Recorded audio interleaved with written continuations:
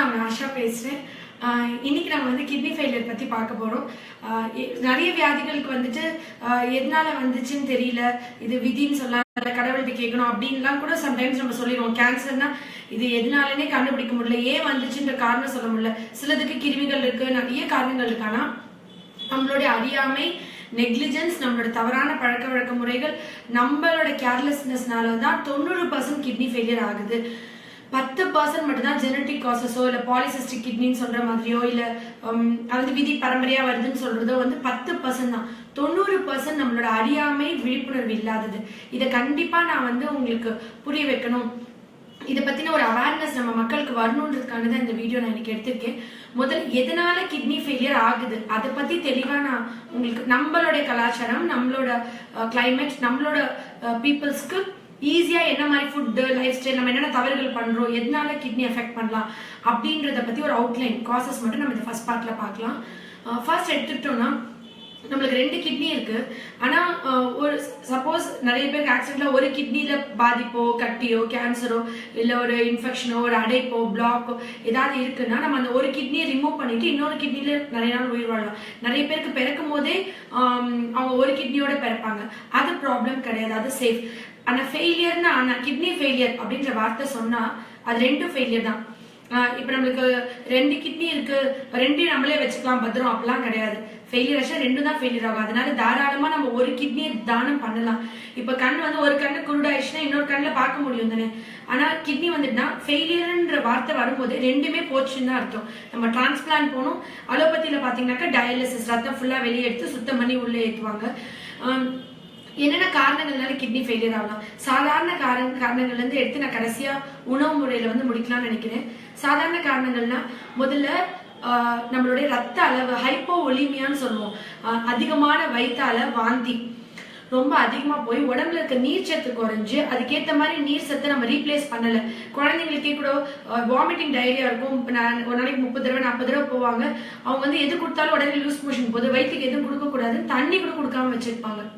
கிராமப்புறங்கள் இருக்கிற பிள்ளைகளுக்கு, பெற்றோர்களுக்கு என்ன விழிப்புணர்வு தேவைன்னா, ரொம்ப முக்கியம் வந்து இந்த மாதிரி வாமிட்டோ லூஸ் மோஷனோ போனா ஃப்ளூயிட் பேலன்ஸ், நீர் சத்தை நீங்க பராமரிக்கணும். அந்த நீர் சத்துக்கு நீங்க போதுமான அளவுக்கு தண்ணி, இளநீ இல்லைன்னா ORS மெடிக்கல் ஷாப்ல விற்பாங்க, அதை வாங்கி தண்ணியில கரைச்சி குடிக்க வச்சாலும் உடம்புல இருக்கிற அந்த தாது உப்புக்கள், எலக்ட்ரோலைட்ஸ் நிறைய லாஸ் ஆகிறதுனால கிட்னிக்கு போற ஃப்ளூயிட் அளவு குறைஞ்சு அக்யூட் ரீனல் ஃபெயிலியர்னு சொல்லுவோம். இது வந்து வரும். நிறைய பேருக்கு இந்த பாம்பு கடிச்சிடும், இந்த கட்டுவிரியன் பாம்பு பார்த்தீங்களா, கிராமப்புறங்கள்ல கட்டுவிரியன் பாம்பு கடிச்சிச்சுன்னா உடனே வந்து கிட்னி ஷட் டவுன்ல போகும். ஆக்சுவலி அப்போ வந்து இம்மீடியட்டா டயாலிசிஸ், அதுவும் அக்யூட் ரீனல் ஃபெயிலியர் தான். உடனே போய் டயாலிசிஸ் பண்ணி ரத்தம் சுத்திகரிச்சிட்டோம்னா அவங்களுக்கு திருப்பியும் கிட்னி ஃபங்க்ஷன் ஆகும், அவங்க உயிர் வாழ்றதுக்கு வாய்ப்பு இருக்கு. இந்த கிராமப்புறங்கள்ல பாம்பு கடிச்ச உடனே பிரைவேட் ஹாஸ்பிட்டல்ஸ் தான் கூட்டிட்டு போய் சுத்திட்டு கடைசியா ஜிஹெச் வருவாங்க. உடனே முதல் வேலையா நீங்க ஜிஹெச்ல போனா மட்டும்தான் ஆன்டிவினம் இன்ஜெக்ஷன்ஸ் இருக்கும்.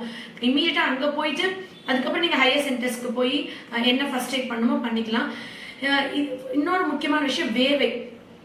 அதிகமான அளவுக்கு வேர்த்தாலும் தண்ணி குடிங்க குடிங்க குடிங்கன்னு சொல்லிதான் பிள்ளைங்க குடிக்கிறாங்க. ஒரு நாளைக்கு குறைஞ்சது 3 லிட்டர் குடிக்கணும். அதுவும் நிறைய வேர்க்குதுன்னா எக்ஸ்ட்ரா ஒரு 1.5 லிட்டர் கூட குடிக்கலாம். பிள்ளைங்க வந்து தண்ணி, அந்த ஹேபிட்ஸ், பழக்க வழக்கத்துல குடிக்காம இருந்தே பழகிட்டு யூரின் போகணும் இல்லை வெளியிடங்கள் போகணும் அப்படிலாம் பார்த்துட்டு தண்ணியே குடிக்கிறது இல்லை. கண்டிப்பா தண்ணி ஒரு நாளைக்கு 3 லிட்டர்ஸ் மினிமம் அவங்க வந்து குடிக்கணும். அந்த ஃப்ளூயிட் இன்டேக் எடுக்கல அப்படின்னா அப்போ அதுவும் அவங்களுக்கு வந்து இதாகும். இன்னொரு முக்கியமான ஃப்ளூயிட் லாஸ்ல சொன்னா, இந்த ரத்த தானம் பண்றது, பிளட் டொனேஷன். அதாவது பிளட் டொனேட் பண்ணிட்ட உடனே ப்ராப்பரான ஃப்ளூயிட் ரீப்ளேஸ் பண்ணி, இப்ப நிறைய விழிப்புணர்வு இருக்கு, நிறைய பேர் ரத்த தானம் பண்றோம். என்னோட மாமனார் கூட என்னோட அப்பா வந்து 96 தடவை ரத்த தானம் பண்ணியிருக்காரு.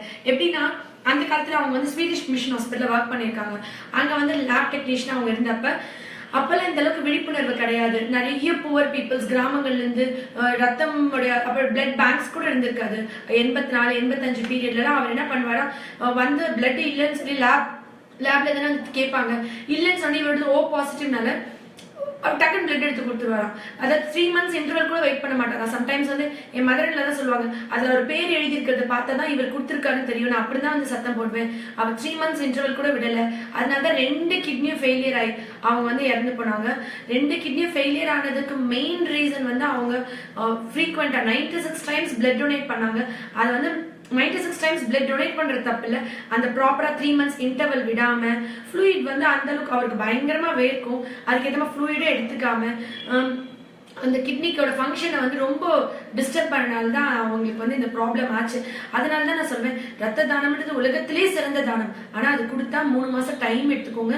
அந்த 3 மாசம் அந்த கொடுத்ததுக்கு 1 week நிறைய ஃப்ளூயிட்ஸ் எடுத்துக்கோங்க, நிறைய தண்ணி ஆகாரங்கள், இளநீ, ஜூசஸ், பழசாறுகள்லாம் எடுத்துக்கணும்.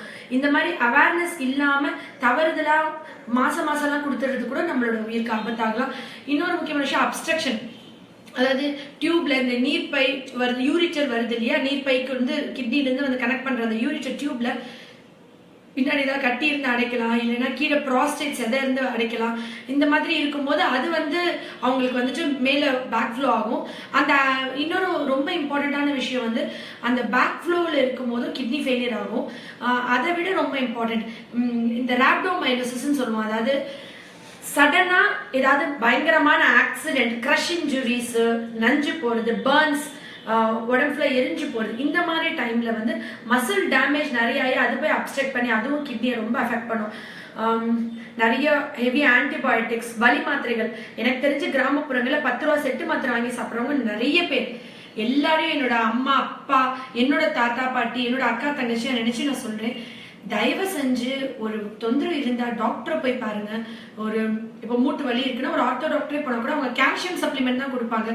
அளவுக்கு அதிகமா வலி மாத்திரைகள் எந்த டாக்டரும் கண்டிப்பா பேஷண்ட்ஸ்க்கு எழுதி தர மாட்டாங்க.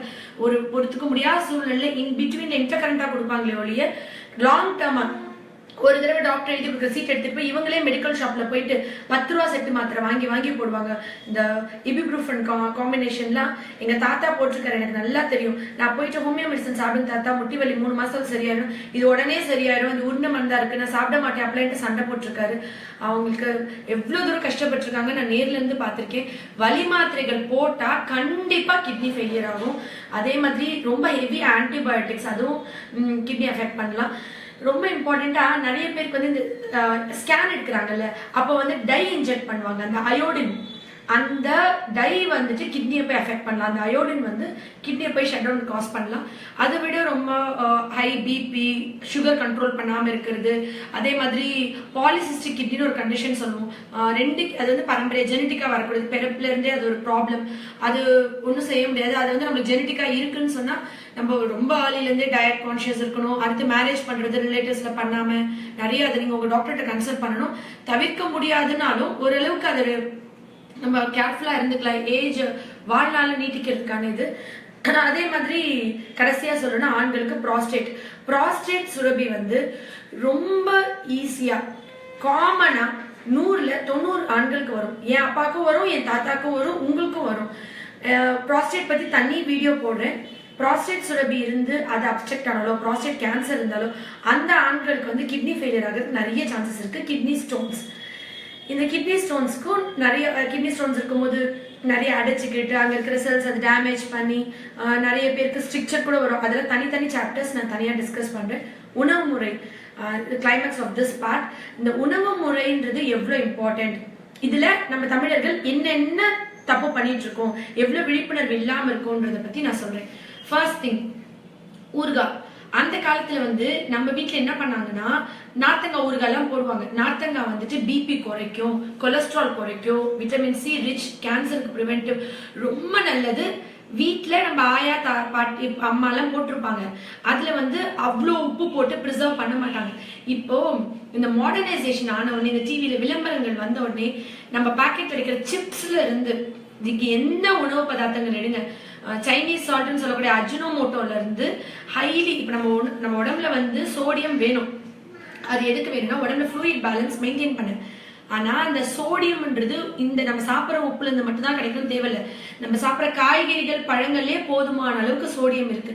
அதை மீறி உப்பில்லா பண்டம் குப்பையிலேன்னு சொல்லி ஒரு தவறான பழமொழியை வச்சுக்கிட்டு எல்லாத்துலயும் சால்ட். ஏன்னா நான் என்னோட ஜென்ரேஷன்ல சாப்பிட்டுட்டு இருந்த உப்பு அளவை விட 15 மடங்கு உப்பு அளவு வந்து உணவு முறை ஃபுட்ஸ்ல, சிப்ஸ் பேக்கெட்டா இருக்கட்டும், எந்த ஒரு சாப்பாடு ஐட்டம்ஸா இருக்கட்டும். ஏன்னா உப்பு வந்து ஒரு அடிக்ஷன். அந்த உப்பு போட்டு சாப்பிட்ற ஐட்டம்ஸ் நம்மளுக்கு அடிக்ட் ஆகி நம்ம நாக்கு ஆட்டோமேட்டிக்கா வெறும் சிப்ஸா சாப்பிட்டு கிட்னி ஃபெயிலியர் ஆகிற ஆட்களும் இருக்கு. ஊறுகாவா சாப்பிட்டு வத்தல், அப்பளம், வடகம், ஊறுகாய், கருவாடு தொடக்கூடாது. தயவு செஞ்சு இன்னிலிருந்து உணவு முறையிலிருந்து வத்தல், அப்பளம், வடகம், ஊறுகாய், கருவாடை தூக்கி எரிஞ்சிருங்க. எல்லா அம்மாவும் இந்த வீடியோஸ் பார்க்கணும். நிச்சயமா நான் எழுதி கொடுத்துடுறேன். இது ரெகுலரா டயட்ல எடுத்துட்டு இருந்தா உங்க கிட்னி 100% ஃபெயிலியர்ல போகும். யூரிக் ஆசிட் ஸ்டோன்ஸ் வரும், கிட்னில ஸ்டோன் வரும், கிட்னி ஃபெயிலியரா போயிடும். நம்ம தலைமுறையை நம்மளே அழிக்கிற மாதிரி. அந்த காலத்துல வடகம்லாம் மாடியில நம்ம போட்டு காய வைப்போம். அதுல உப்பு அவ்வளவு போட்டிருக்க மாட்டோம். நம்ம இவ்வளவு உப்பு யூஸ் பண்ணல. உங்களோட அம்மா ஜெனரேஷன் போங்க, நம்ம வந்து 15 டைம்ஸ் உப்பு கூட யூஸ் பண்றோம். இது வந்து என்ன பண்ணணும்னா, இந்த உப்பு அதிகமா யூஸ் பண்ணும்போது நம்ம கிட்னி என்ன பண்ணணும்னா, உடம்புல வந்து அந்த எலக்ட்ரோலைட் பேலன்ஸ் பண்றதுக்காண்டி தண்ணியை உள்ள தேக்கி வைக்கும்.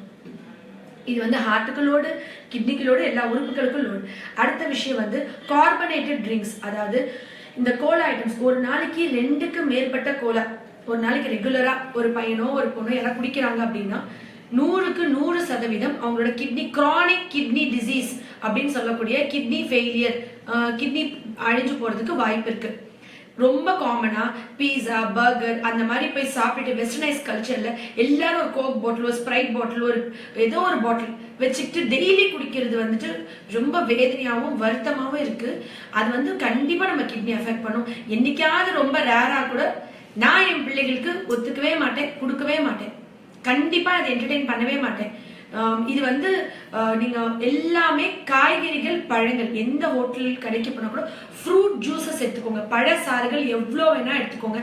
ஆனா பாட்டில் அடைக்கப்பட்ட எந்த ஜூசஸ்மே, ஈவன் அதுல சோடா இல்லாத ஜூசஸ்லயுமே கூட உங்களுக்கு ப்ரிசர்வேட்டிவ்ஸ் இருக்கும், சுகர், ரொம்ப அன்வான்ட் குவான்டிட்டி ஆஃப் ஸ்வீட்னஸ் இருக்கும். அதெல்லாம் கிட்னி எஃபெக்ட் பண்ணும். நிறைய பேர் இந்த சுகர் ஃப்ரீ டேப்லெட் போட்டுக்குவாங்க சர்க்கரை வியாதிக்கு. அது வந்து என்னன்னா அதுல கலோரிஸ் இல்லைன்னு சொல்லிட்டு. கலோரிஸ் இல்லை, ஆனா அது கண்டிப்பா உங்க கிட்னி எஃபெக்ட் பண்ண முடியும். ரொம்ப இம்பார்ட்டன்ட் அனிமல் புரோட்டீன்.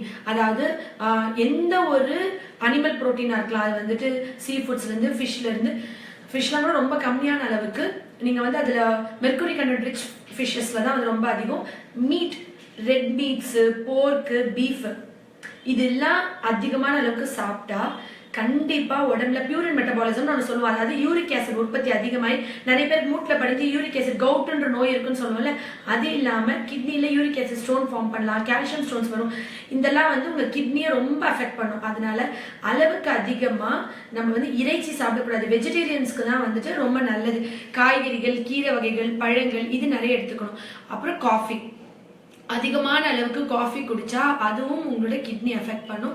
அப்புறம் வந்துட்டு நிறைய வந்துட்டு இப்போ பால் ஐட்டம்ஸ்லேயே நிறைய பேர் பட்டர்ல இருந்து, பன்னீர்ல இருந்து, பால்ல இருந்து ஒரு நாளைக்கு குவான்டிட்டி நிறைய எடுத்துக்குவாங்க மில்க் ப்ராடக்ட்ஸ். அது வந்து என்ன பண்ணும்னா கிட்னிக்கு வந்துட்டு கால்சியம் ஸ்டோன்ஸ் ஃபார்ம் பண்றதுக்கு வாய்ப்பு இருக்கு. இதெல்லாம் கிட்னி அஃபெக்ட் பண்ணும். இது ரொம்ப இம்பார்ட்டன்ட் வந்து ஜெனட்டிக்கலி மாடிஃபைட் ஃபுட் சப்ஸ்டன்சஸ். அதாவது ஒரு உணவு வந்து நம்ம சாப்பிட்டுட்டு இருந்ததே மாறுபட்டு, இப்ப மக்காசோட நம்ம சாப்பிட்டுட்டு இருந்தோம் சோளக்கதிர், இப்ப வந்து அதே ஸ்வீட் கார்ன், அமெரிக்கன் கார்ன் ஒன்று வருது, அதுவே பெரிய சைஸ். ஜெனட்டிக்கா மாடிஃபை பண்ணிட்டு வர அந்த கார்ன் மாதிரி, கரும்பு, அந்த சோயா, இந்த மாதிரி உணவு வகைகள் வந்து நம்ம எடுத்துக்கும் பொழுது கண்டிப்பா கிட்னி எஃபெக்ட் பண்ணும். இதெல்லாம் நம்மளோட உணவு முறை பழக்க வழக்கங்கள், நம்மளோட இதுல, அதாவது உங்களுக்கு புரியுற அளவுக்கு நெசசரி பேசிக்கான விஷயம், இதெல்லாம் நம்ம தவிர்த்துக்கலாம் அப்படின்னு சொல்லக்கூடிய விஷயங்கள் நான் இன்னைக்கு பதிவு பண்ணிட்டேன். இதுக்கப்புறம் இதோட அறிகுறிகள் எப்படி இருக்கும், இது எப்படி நம்ம சரி பண்ணிக்கலாம், எப்படி வராம இருக்கலாம். ஏன்னா 100ல 1-2 கிட்னி ஃபெயிலியர் வந்து நான் பார்த்துட்டு இருந்த ஒரு குழந்தை பருவத்துக்கு இப்ப 100ல 20 பேருக்கு கிட்னி ஃபெயிலியர் ரொம்ப காமனா இருக்கு. இதை நீங்க தவிர்த்துக்கணும், இதை நம்ம வந்துட்டு கண்ட்ரோல் கொண்டு வரணும். இதை பண்ணணும்னா நம்மளுடைய உணவு முறை விழிப்புணர்வு இல்லாதனால மட்டுமே 90% பேருக்கு வந்து கிட்னி பாதிக்குது. தயவு செஞ்சு இதை பண்ணக்கூடாது. நிறைய லெமன் ஜூஸ்ல உப்பு போட்டு போட்டு குடிப்பாங்க நிறைய பேர், சால்ட் அந்த மாதிரி யூஸ் பண்ணக்கூடாது. தயவு செஞ்சு ஹிமாலயன் சால்ட் அந்த மாதிரி தான், அதுதான் ஆக்சுவலி ரொம்ப நல்லது கூட உணவுக்கு. உப்பு வந்து எப்பயுமே அரை உப்பு, கால் உப்பே சாப்பிட்டு பழகணும். அதுக்காண்டி சுத்தமா உப்பு இல்லாம சாப்பிடணும்னு சொல்ல வேலை. நிறைய பேர் லோ பிபி உப்பு போடணும்னு சொல்லி உப்பு போடுவாங்க, அதுவும் தவறு. நிறைய நார்ச்சத்துள்ள காய்கறிகள், பழங்கள் இது சாப்பிடணும். எல்லாருமே ஆரோக்கியமா இருக்கணும்னு வேண்டிக்கிறேன். அடுத்த பாட்டுல பார்ப்போம். நன்றி.